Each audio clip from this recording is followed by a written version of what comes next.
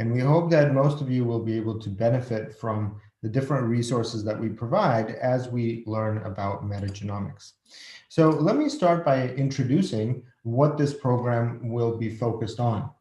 We hope that most of you already have some background in molecular biology, and you will be able to apply your interest in the microbiome, which is a growing and very interesting and dynamic field, to learn how to explore microbiome research projects and look at different challenges that are being addressed using a variety of different techniques.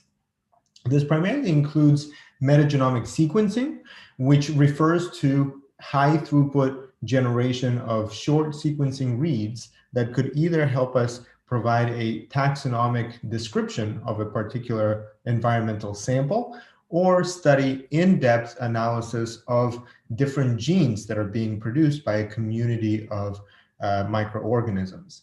Now, the program is structured in such a way that we will go from learning about these different applications and techniques to developing an independent research project. So we hope that even today, and as you get started with your learning, you will start thinking about what kind of data, what kind of question, what kind of analysis you plan to do. And by the time you complete this program, you will either have a project proposal, which we will explain how you can continue to work on after you complete the basic training and join our research fellowship program, or even complete some of the analysis in as short as 1 to 2 months. So to get started, let's talk about the history of metagenomics and why do we have these novel technologies that help us characterize the microbiome.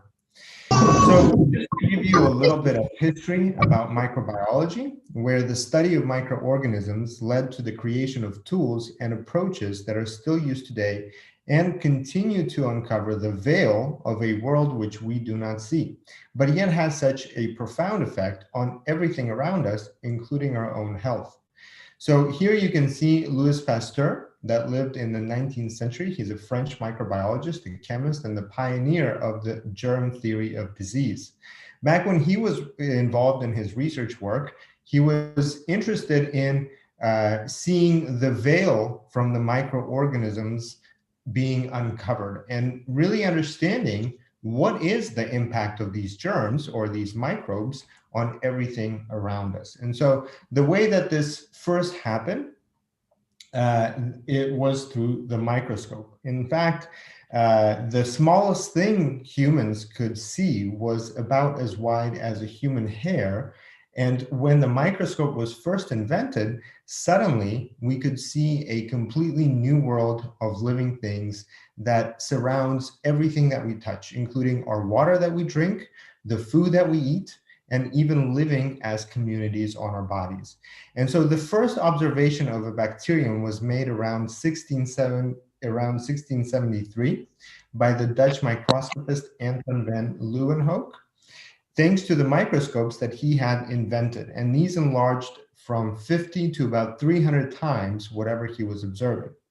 As the results improved, more and more representatives of the unseen world have been discovered.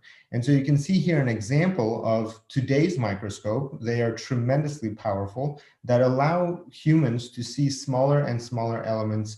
You can see here, in fact, a number of phages that are attacking E. coli bacteria. So this is the resolution that we are at today. And so as a result, we have a greater ability to see and understand the world of these unseen microorganisms. But microbiology itself ended up being defined not only by the organisms that it studies, but also by the tools that are used to study them. These tools are continuing to evolve and have already evolved to allow us to study and categorize organisms into our understanding of the living world around us. So technology for bacterial culturing, coupled with a technique to stain bacteria, first improved our ability to isolate, classify, and determine whether bacteria is the cause of human disease and even select an appropriate treatment. But today these tools continue to develop, and we can see a greater resolution into this world of unseen microbes. The discovery of culture media allowed for the development of microbiology in the 19th century. Bacterial culture is an artificial medium that allows growth and isolation of bacteria, and the first to have cultured a bacterium in a reproducible way was Louis Pasteur in 1860. Gram staining is a bacteriological lab technique used to differentiate bacterial species into two large groups, gram-positive and gram-negative, based on the physical properties of their cell walls. Gram stains are performed on body fluid or biopsy when infection is suspected. Gram stains yield results which more quickly than culturing and are especially important when infection would make an important difference in the patient's treatment and prognosis. So here we can see an example of what that looks like. You can see how the bacteria is cultured and then stained. And this ability to stain could be used, for example, on cerebrospinal fluid for meningitis and synovial fluid for septic arthritis. So a wide range of different diseases could be characterized and accurately classified using such techniques.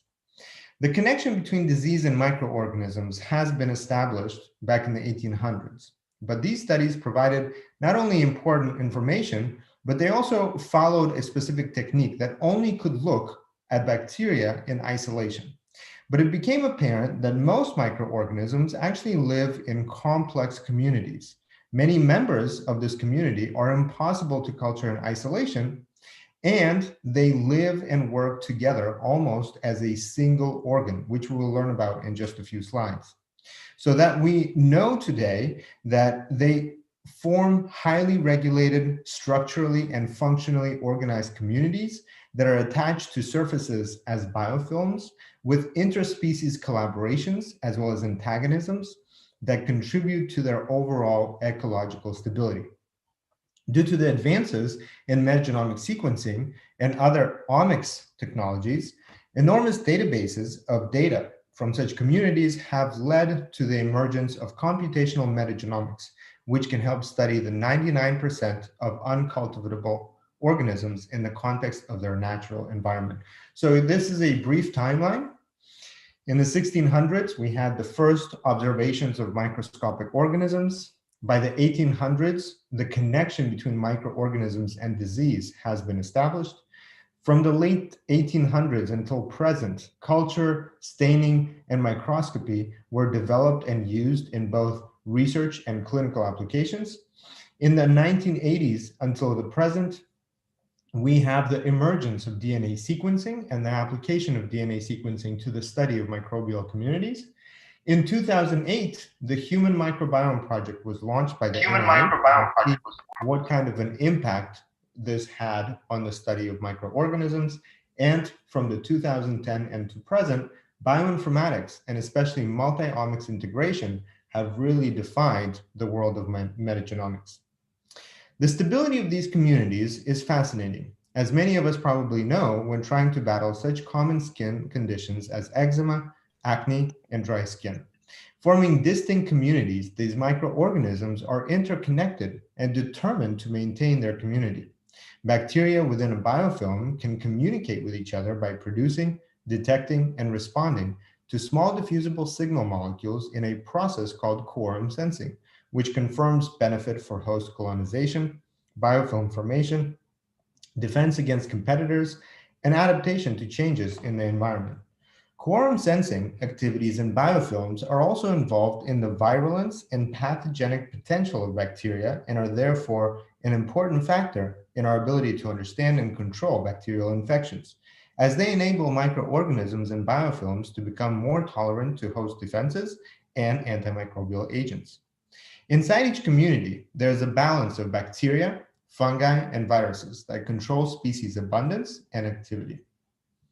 So the human microbiota is estimated to be between 10 to the 13th to 10 to the 14th of microbial cells, with around equal proportion of microbial cells to human cells. Previously, it was even thought that that number is much greater, but today these figures have been adjusted since 2016. These numbers are actually derived from the total bacterial cells in the human colon. which is approximately 3.8 to the 10 to the 13th of bacteria. The organ, the gut, harbors the greatest number of microbes. However, each one of these microorganisms carries important functional properties in genes that contain genomic information about different functions that our body cannot do on its own. These properties and the genomic information about microorganisms have been of a growing interest to the scientific community, resulting in well over 80,000 publications in the course of the past few years. The majority of the studies have focused on the intestinal microbiome. So here you can see how the body is dominated by specific types of microorganisms depending on the organ. And what we are discovering today is that these microbes actually communicate with each other and form almost a single organ that functions in a variety of ways, supporting our immune system, digestive system, and controlling the progression of disease. In fact, not so recently, in February 2020, a new review article came out on the gut-skin axis, which summarizes the current knowledge of the interrelationship between microbial dysbiosis overall, including the gut microbiome, and skin conditions. And it describes how inflammatory and microbial influences between the gut and skin for a healthy state and a dysbiotic state are a result of a variety of microbial changes. So this dysbiotic state is characterized by an impaired gut barrier, imbalance in the gut microbiome, reduced mucus layer, reduced secretion of different antibodies, barrier disruption, intestinal permeation into the bloodstream and gut inflammation, and an impaired skin barrier, imbalance in skin microbiome, reduced human and microbial antimicrobial peptides production, skin rashes, thickening lesions, and skin inflammation.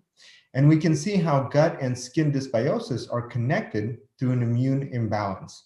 So in this study, you can clearly see not only the role of the skin microbiome, but the relationship between the skin and the gut dysbiosis in their relationship with the host. So it's really a very close and interconnected organ. Now, to study this, there have been a number of microbiome studies that have significantly advanced through major initiatives such as the Metagenomics of the Human Intestinal Tract and the subsequent Human Microbiome Project. These are huge studies that have been made possible through the advances in metagenomic sequencing, which offers a cheap alternative to study microorganisms in their community without the need of culturing and with rapid turnover. Each new project here represents vast opportunities and challenges to determine which microorganisms play key roles in the development of certain environmental conditions needed for healthy function of human organs and which can be harmful to it. Specifically, we now know of the gut, skin, lung, and even brain microbiota that have been characterized, and new associations have been found from mild conditions, such as sensitivity to different types of foods, to very acute conditions, such as the development of Alzheimer's disease, or even susceptibility to a variety of infections. Over the past decade, more than $1.7 billion have been spent on human microbiome research. Major projects are underway in the United States, the European Union, China, Canada, Ireland, South Korea, and Japan. This investment has confirmed the significance of the microbiome to human health and development. Some 20% of US investment in such research has gone to two phases of the Human Microbiome Project, which is creating the research resources needed to study the human microbiome.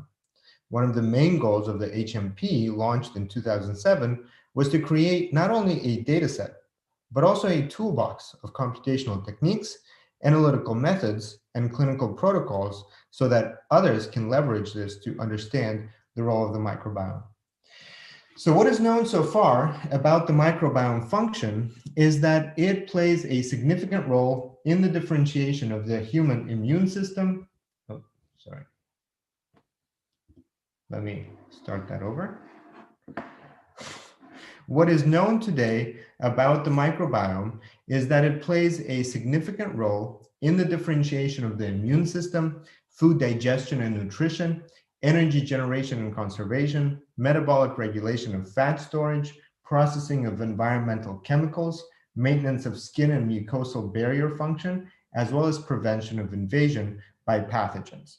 So what we will do in this program is we will try to identify how such microbiota could be studied using next generation sequencing. So the essential steps here are to understand when we have a community that can be comprised of millions of individual microorganisms, how can we use an effective approach to sequencing the genomic information about these communities to characterize the composition, dominance, or species richness, and the interaction between the microbiome and their environment, forming specific conditions that have a major contribution to our human health as well as the environment. So, what is the study of metagenomics? Unlike other omics, metagenomics does not study a single organism, but the whole community at once. So it provides us with a true snapshot of a collection of organisms that are specifically in the process of interacting with their natural environment. Since the genomes are so diverse, this is typically accomplished by sequencing a specific marker portion of the genome instead of all of the genomic material present in a given sample. So specifically, this is referred to 16S metagenomic sequencing, where the amplification of the ribosomal RNA from the smaller subunit of the ribosome that is specific to bacteria can be amplified using PCR. The 16S gene sequence contains hypervariable regions, also known as HVRs, that provide species-specific signature sequences that are useful for bacterial classification. The benefit of amplification is tied to the nature of sequencing read length, which can maximize effective output from very affordable sequencing technologies. So the way that this data is annotated and analyzed is through computational processing, which are called metagenomic processing pipelines. So those are usually utilizing something that's called operational taxonomic units, or OTUs, which can be used to classify groups of closely related individual reads. These OTUs are formed into groups of closely related genomic sequences and represent essentially a cluster that could be assigned to a phylogenetic clade on the taxonomy of the full bacteria that is present in a sample. The way this is done is by annotation using different types of databases. These databases include such repositories as the Silva, Green Genes, NCBI, and RDP. And so in the context of this program, we will learn how to utilize these reference databases to annotate and understand what kind of composition are we looking at in a given microbial sample. So ultimately, based on that mapping of specific regions amplified from the 16S ribosomal RNA gene in the small subunit of the bacterial ribosome, OTUs can be assigned to belong to a taxonomic class of bacteria, yielding important information about the proportionate view of the community. Each community can then be studied by comparing with others or between similar communities in different conditions or individuals. Such analysis includes an understanding of how the different types of sequencing techniques and analysis of sequencing metadata and data could be combined together to really understand the microbiome. Now, sequencing is not the only technique that is used to study the microbiome. Another technique is called mass spectrometry. Sequencing allows us to either understand composition or study specific isolated genome. And mass spectrometry can tell us what types of proteins and metabolites are being produced to understand what functional contribution each species might have, or what types of products a community produces and how it is metabolized through this communal analysis. So many questions about the role of microbiome members and communities are being answered using these technologies. And we think that the next phase of microbiome research lies in the ability to integrate multi-omics datasets that combine next-generation sequencing, mass spectrometry, structural data, as well as phenotypic information about overall changes in the community and their environment. So many questions are going to be answered through such integration, as you can see represented here, through both annotation of functional pathways and function, as well as unsupervised integration between different types of microbial taxonomy, different products that they produce, and the interactions between them that could be studied using sequencing. So in this program, the OmicsLogic Metagenomics program, we will go through different examples with associated training and practice, hands-on practice on how to use such techniques to be able to analyze data and interpret the results of the analysis in a meaningful way. So to get started with this process, I want to show you several courses that we have developed for your asynchronous use. Now, as a part of this program, this will be supplemented by hands-on activities that we will do in group sessions. For those of you joining that have not signed up for the program, you can all try out this Introduction to Metagenomics course to really understand how this works. So let me take you to the platform and show you what is inside these courses. So this is the link to our organizational page. Again, if you're already a part of the organization, you could be just going to this organizational page, and I will show you where to find the associated coursework. So for those of you that are already a part of the program, you would go right here to the Courses tab. And once you're in the Courses tab, you will see the 3 courses that we're going to be covering in this program, which includes an Introduction to Metagenomics, Metagenomics 1, and Metagenomics 2. So these courses have both a theoretical review of practical assignments and some data sets that you can go through to understand how the microbiome functions. So here, if you go to the course tab, you will see Introduction to Metagenomics, Metagenomics 1. So you can start working on those courses. For those of you that are not a part of the program, you can just go right here to courses, and you will find these courses outside of this group. So you want to look for Introduction to Metagenomics, which is a free course that will be available to all of you. Okay, so Introduction to Metagenomics right here. Let me just paste the link here. Okay, thank you, Beepsa. You already pasted Introduction to Metagenomics. So what is Introduction to Metagenomics? If you go to the Curriculum tab on the Introduction to Metagenomics, you will see here that we describe types of metagenomic sequencing, analysis of 16S amplicon metagenomics data, next generation sequencing and analysis of ribosomal RNA gene sequences, taxonomic classification, as well as the impact of microbes on the human health, the gut microbiota, the brain, and others. So this provides a very thorough overview of a lot of the things that we covered in today's session. After completing this course, you will receive a certificate of completion that you will be able to leverage in building your resume and your capabilities as a bioinformatician.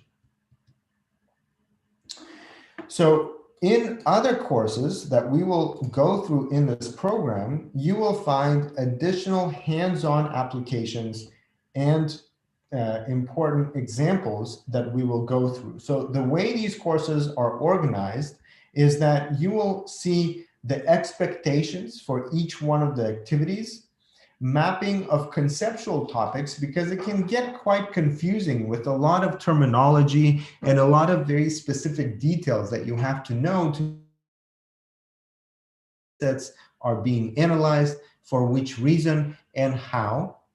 It will introduce you to a variety of data sets or projects that you will be able to work through and replicate analysis that was published and described in high impact research articles and journals. And then those analysis pipelines will become an area for you to practice so that you can understand the analysis not only by reading about it, but actually doing it yourself. As a result, you will accumulate a number of points that will result in levels and badges that you will get for completing certain activities, certification through our online asynchronous point system, as well as in the context of this group or of this program, this training program, you can also get a certificate of completion or a certificate of excellence, which will go to those that actually apply these methods to their independent project. Now, in these online modules, you will see how this key terminology from a bioinformatics perspective is linked to examples of projects where you can analyze different types of conditions that both represent a clinical condition and some other examples that are not related to human health. So what are some of these tools that we will cover? In the metagenomics program, we will rely on the tBioInfo Big Data Analysis Platform that contains specific analysis pipelines or processing tools to manage and analyze data from next generation sequencing. So here you can see an example of a popular pipeline called KIME2, as well as the Data2 pipeline. So these pipelines could be used to both process the data, eliminate the necessary junk or the noise from the data, as well as do downstream analysis and annotation. So to give you an idea of how this works, let's go to server.tbioinfo. So Bipsa, thank you for posting that link in the chat. Please let me know once you are on this platform so that we could take a look at some of these example pipelines. And for those of you that do not have an account yet with us, you have not received the email, we also have a demo account that you can use that works perfectly fine. It just does not allow you to upload your own data. So Bipsa, if you could paste the details. And for all the participants, please do let me know once you're on the platform and you're logged in.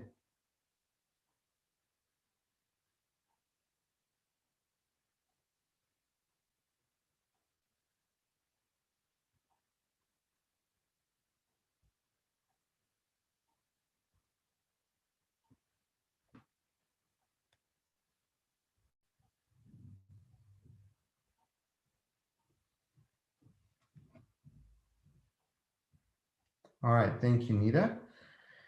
Anyone else? You need to go to server.t-bio.info and either use account details that you received by email or use the demo account with the username and password that Beeps had posted in the chat box.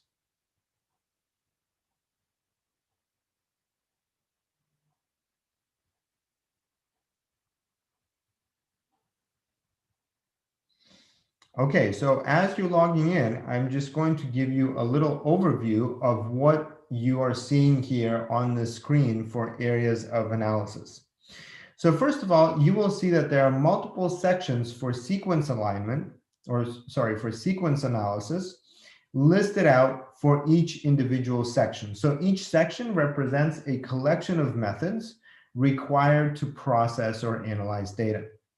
Under some of them, you will see this drop-down arrow that represent the demo pipelines that you can run. Now, these could be run both with your account as a part of the program or a free demo account that you might have.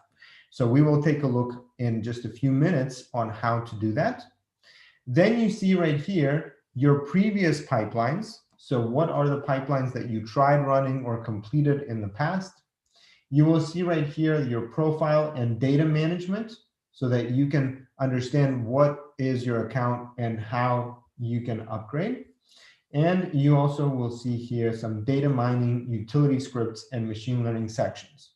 So we will cover today a number of examples just to understand how they work and what are the inputs and the outputs. And this will include whole genome analysis, where we can map whole genomes onto a database of known bacterial genomes. KIND2 is an example that I will show you as one of the most probably known pipelines for analysis of 16S ribosomal RNA sequencing, and the Data2 amplicon pipeline, and what are some of the ways to annotate and interpret this data using a popular phyloseq package in R. Okay, so let's go to the platform.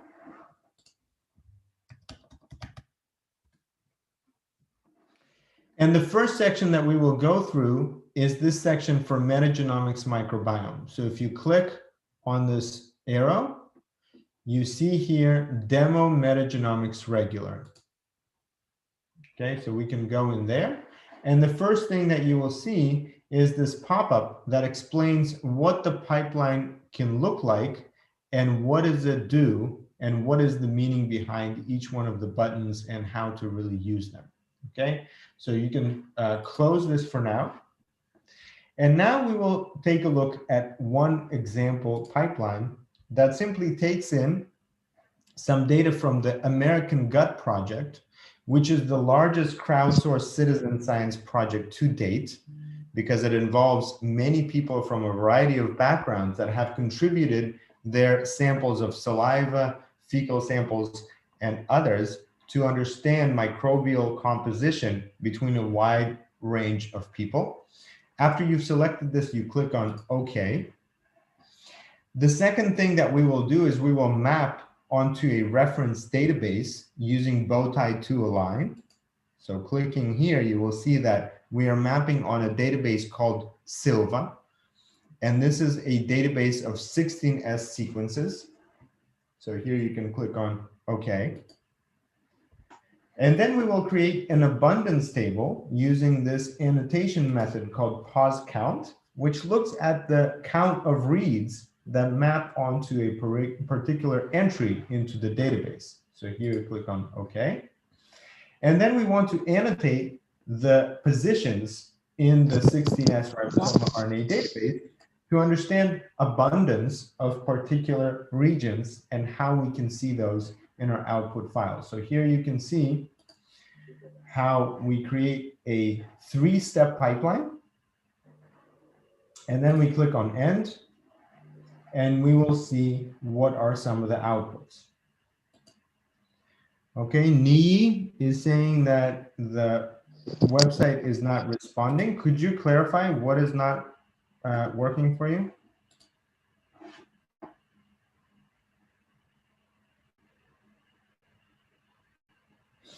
So please put it in the chat if you have some issues with building this pipeline, and we will try to see what the issue might be.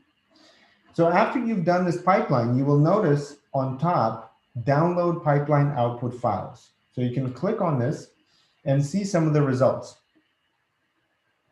You will see mapping statistics, which is a process of annotating how many different reads mapped onto the reference. You will also see the result of all of our bow tie mapping. And then you will see a table after annotation, which is what we want to look at. So let's click on table after annotation and see the file that we downloaded.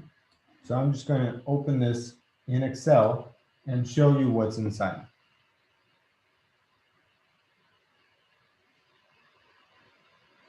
Okay, how many were able to generate this file?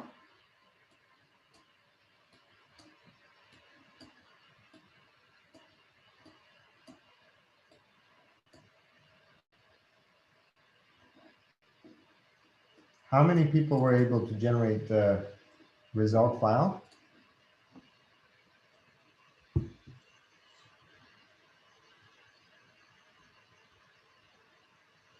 Okay, so if you have, what you will see is that after we have the ID, okay, so we have here the ID of this particular 16S ribosomal RNA entry, and then how it is organized by taxonomic classification. So here you can see K, P, C, O, F, G, S, right? So these are taxonomic levels.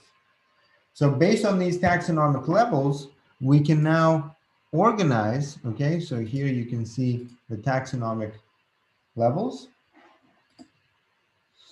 how we took 16S ribosomal RNA sequences, and we can classify them by species, genus, family, order, class, phylum, or kingdom.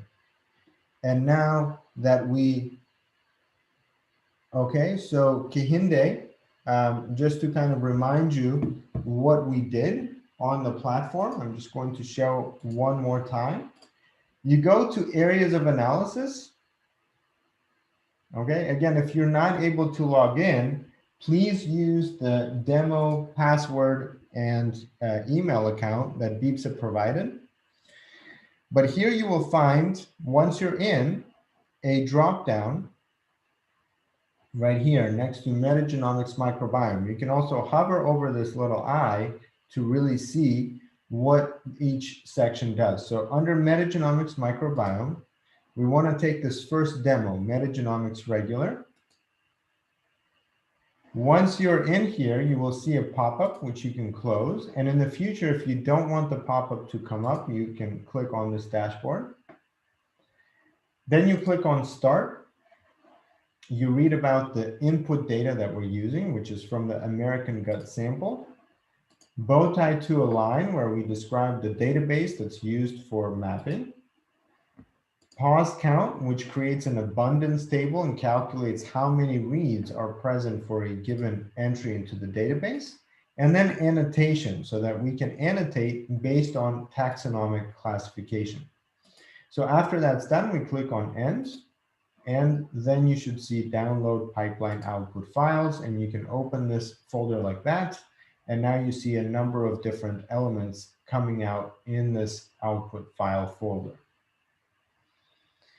So in this folder, we managed to download a file that looks like this.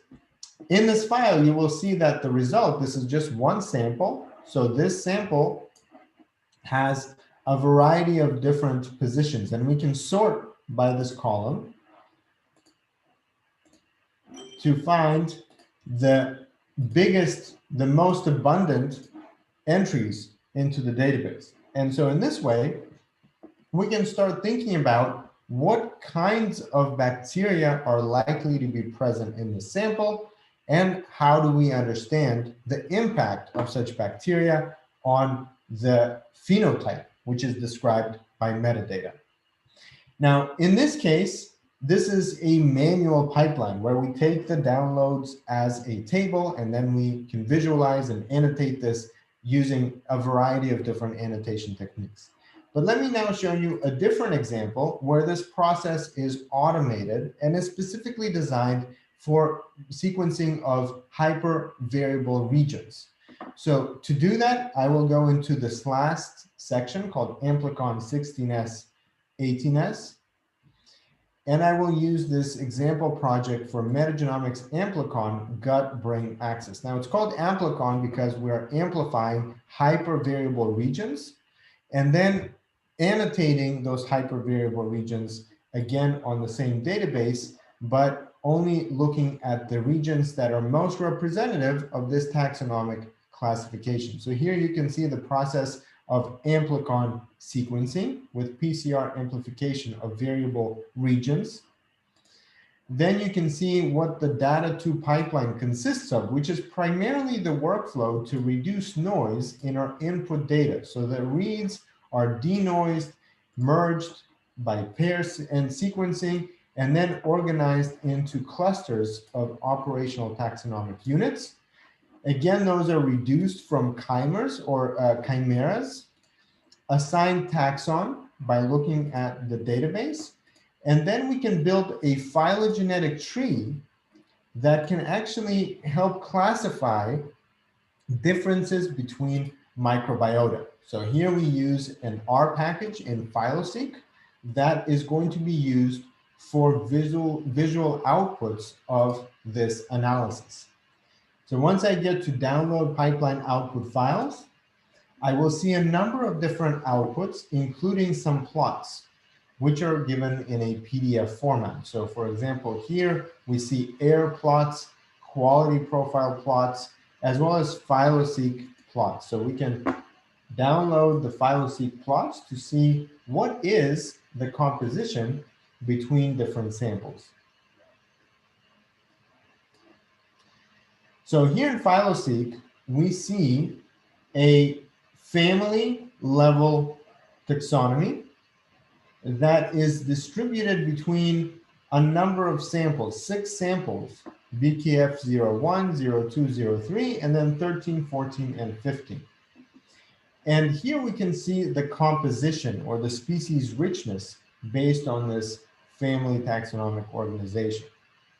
So then we have to look at how not only are they individually represented, but also how are they interrelated. A species that is more divergent, farther away from another species, is more interesting than a species maybe that is closer together, because they will have a wider range of functionality.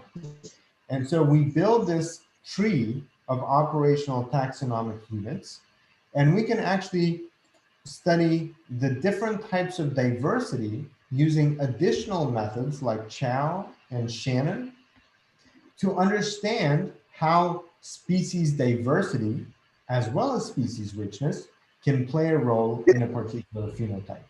Okay, so now we have a question. When opening TXT file data in Excel, is it best to save it as XLSB format or later retrieval?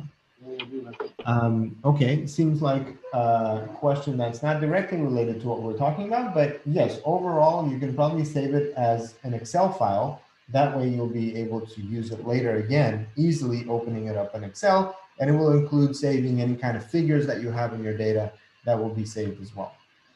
Okay, so in this example, we're using a particular data set. So to give you an idea of some of these data sets, I want to introduce a few different applications of the microbiome that we will use in this program. But before I do that, I also want to mention that we will use some of the methods that we've seen here, including phyloseq and the different methods that are packaged within this package, as a way to learn a little bit more about coding. So now to see an example of how we will leverage these examples in metagenomics to understand coding and popular packages in R and Python, let me take you to another resource that you will gain access to in the context of this program called OmicsLogic.com. Okay, so if you could please put that on the chat. Thank you, Aditayo. So please go with me to OmicsLogic.com. And here you can register for free. So this is a free account that you can generate. And I will explain in a couple of minutes how this works and how we will use this for generating figures that you see here on the screen. Okay, and for Nita's question, we will learn about the Simpson index and the Shannon index. They have a different ways of calculating differences between the sample composition, but those specific differences could be interpreted in different ways depending on the type of input data we have and depending on the question that we have. Okay, so let me know once you are logged in or you have created an account on code.omicslogic.com. Okay, if we could again post that link in the chat with HTTPS, it will be a link.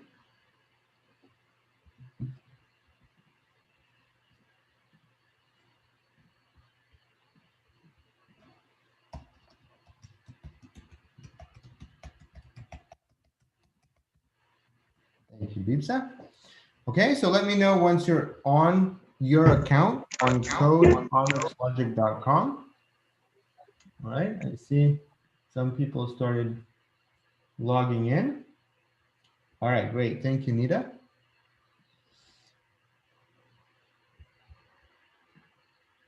All right, thank you, Jeremy. And Lydia. All right, great. So once you're in the account, you will find a course called Metagenomics. So in this course, you will see some of the examples of what we will be using to amplify our understanding of the microbiome composition and species richness, but also learning about some very basic functions in R.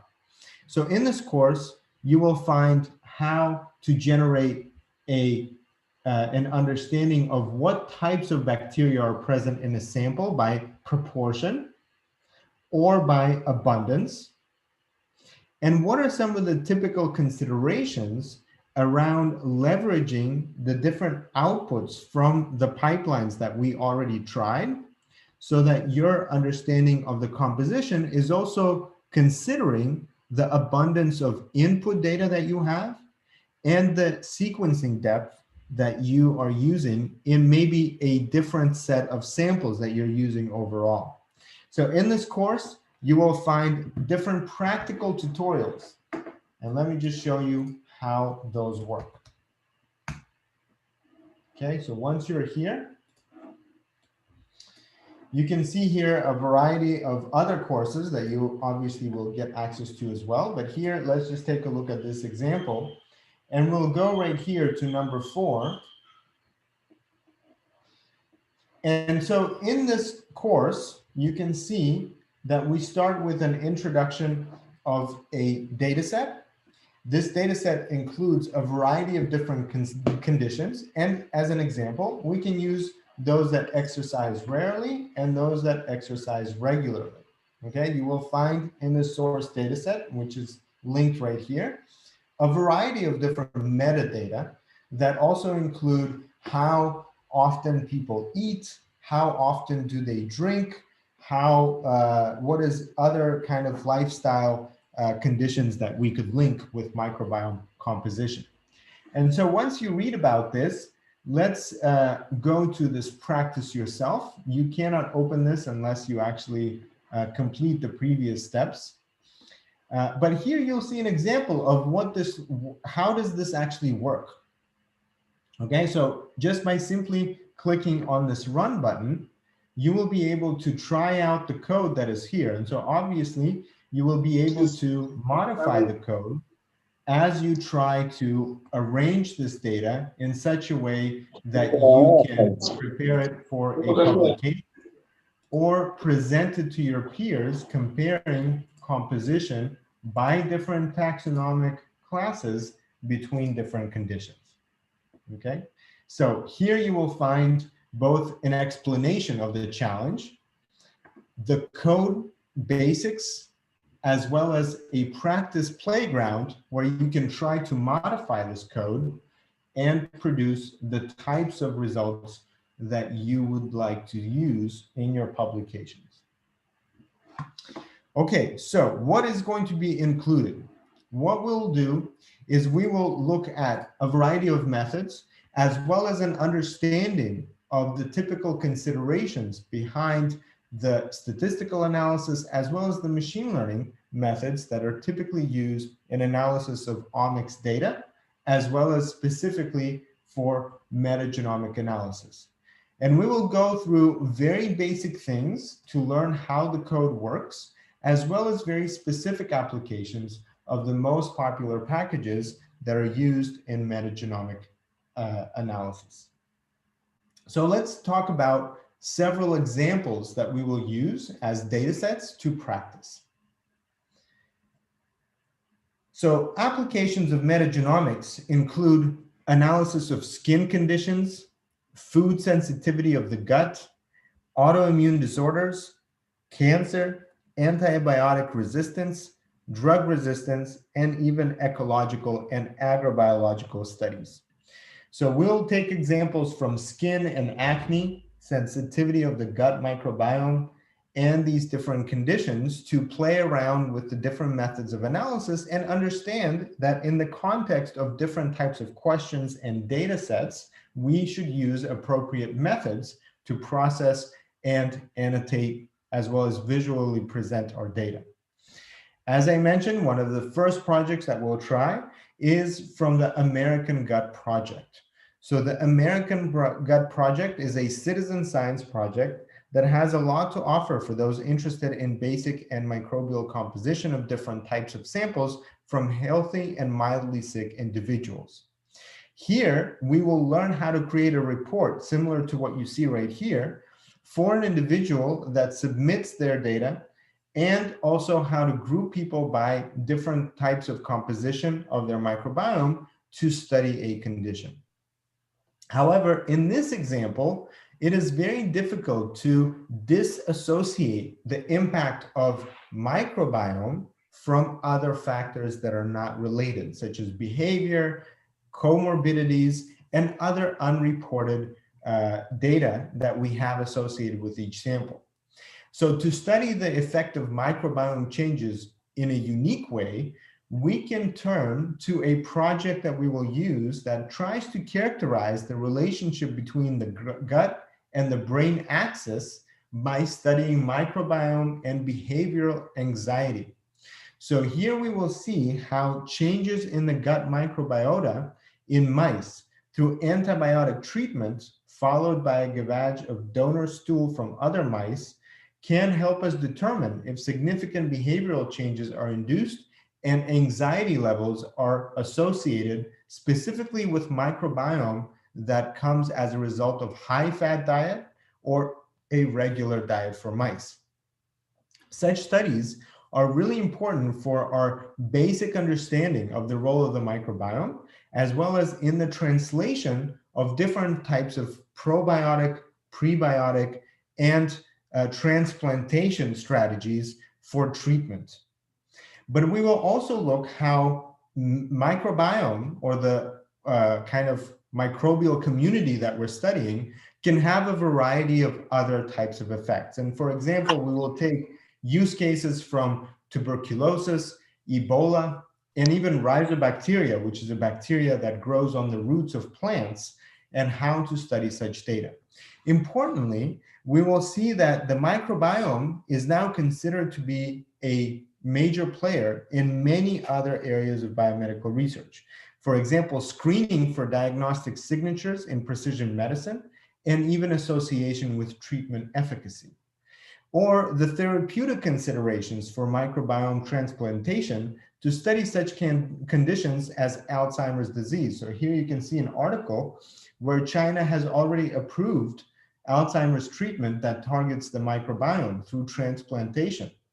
And so importantly, we will not only look at processing individual types of data, but we will look at how bioinformatics plays a major role in our ability to organize, analyze, process, and find associations between clinical and omics data, or phenotypic and omics data, to find important translational insights about diagnostics, therapeutics, and even agrobiology. Because today we know that the microbiome in agriculture is considered to be an important component of production of different crops, resistance and resilience of crops on harsher conditions that are caused by the climate change, as well as the ideas about how to develop novel interventions and provide better security for food around the world. So here we can also see how the applications of microbiome play an important role in what's going on right now during the pandemic. Many studies have turned to microbiome's role in susceptibility and immune response to COVID-19. And this is an important part because the microbiome is one of the easiest things to sample in the human body. And so this provides us with a unique insight into a variety of fields that have a direct impact on our lives. So in the context of this program, we invite you to master metagenomics data analysis. So after you complete the program, you should be able to find, analyze, and interpret metagenomic data on your own. And you will be able to gain experience by doing this in the context of our interactive sessions. And hopefully, if you have the time to present your project proposal, to also do this to our community. So now I want to open this up for any questions that you might have. I do want to mention that Introduction to Metagenomics and some of the coursework on the code OmicsLogic.com coding playground are accessible for free for those of you that have not yet registered. For those of you that have registered, you have access to a lot of additional premium resources that will be provided in the context of this program. And for those of you that have registered, I want to recommend that you already start building up your profile from starting to complete with your full name to adding a photo or an avatar, and then starting to accumulate points so that you can get certification for the different resources that you completed and also gain recognition for the work that you do. Again, 2 types of awards will be at the end of this program, a certificate of completion or a certificate of excellence. And so as you think of your questions, I will just briefly explain what these 2 mean. The certificate of completion will be awarded to anyone who has over 3,000 points, which equates to about 4 different courses. And obviously some practice with the pipelines that are required as a part of the course. Certificate of Excellence is awarded to anyone who has over 10,000 points. So 10,000 points is an easy goal for someone that is going for an independent project. So if you are willing to not only learn about metagenomics, but also find the data set and try to analyze this data set and understand what this data set says about microbial composition, you are likely to find yourself easily achieving this 10,000 point goal because your practice with the coding and with the different types of pipelines, those will likely to end up quickly accumulating into 10,000 points.